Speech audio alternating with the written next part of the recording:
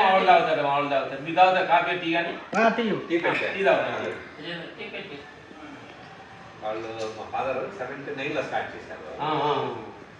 అప్పుడు స్టార్ట్ చేసినప్పుడు చిన్నగానే అప్పులు వస్తామని చెప్తారు కదా. తర్వాత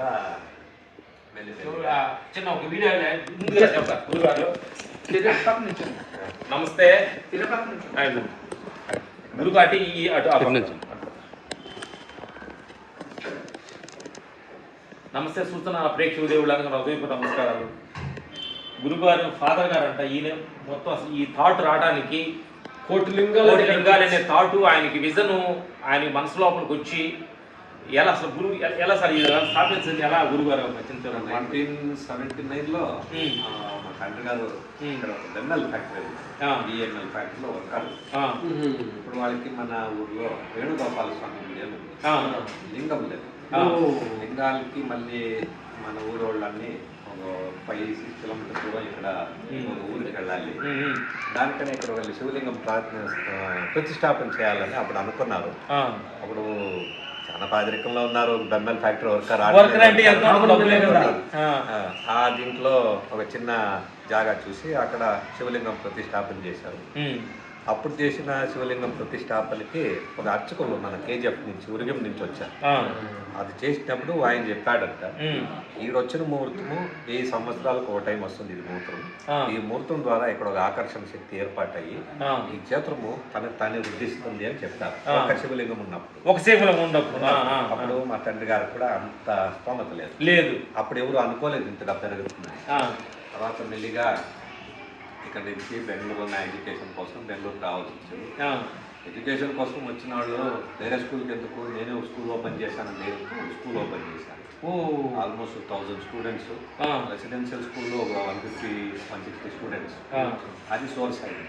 ఉన్న సోర్స్ రెగ్యులర్గా ఇక్కడ డెవలప్ చేసి స్టార్ట్ చేశారు. ఆ సోర్స్ వల్ల భగవంతుని సంకల్పం ఎలా కల్పిస్తుంది. ఇప్పుడు వాళ్ళకి దీన్ని పెద్ద చేయాలని ఉన్నప్పుడు కూడా దాని శక్తి కూడా దేవుడు ఇచ్చాడు. ఏమవుతాయంటే కొన్ని పనులకని కొందరిని దేవుడు సెలెక్ట్ చేసి పుట్టిస్తాడు అనమాట. ఆ రీతి వాళ్ళకి అన్ని శక్తులు కూడా నింపే ఆ ఒక లింగంపై పంచలింగాలు అయింది. పంచలింగాలపై తర్వాత 101 లింగం అయింది. అన్ని రోడ్లన్నీ చూశారు. దాని తర్వాత ఈ పెద్దల శివలింగము ప్రతిష్టాపన అయింది 108 అడుగులు. దాని తర్వాత మనం స్టార్ట్ చేసి 1001 లింగం నుంచి 1,01 లింగం, ఇప్పుడు 1,00,00,000 లింగాలు. 1,00,00,000 లింగాలు ప్రతిష్టాపన నడుస్తుంది. లింగాలు రావడం ఇక్కడ ప్రతిష్టాపన చేసేదాన్ని వీలు పడే మాదిరి చేసి పెట్టేది. మంత్రాలు వచ్చి దాన్ని ప్రతిష్టాపన చేస్తుంటారు. వాళ్ళ భక్తి కొంచెం మొక్కినది జరిగిందని లేదు, కొంచెం మొక్కుకోవాలని జరగాలని జరుగుతాయని నమ్మకంతో చేస్తుంటారు. ఇది ఆల్మోస్ట్ ఒక 2000 నుంచి ఒక ఫాస్ట్గా పికప్ అయింది.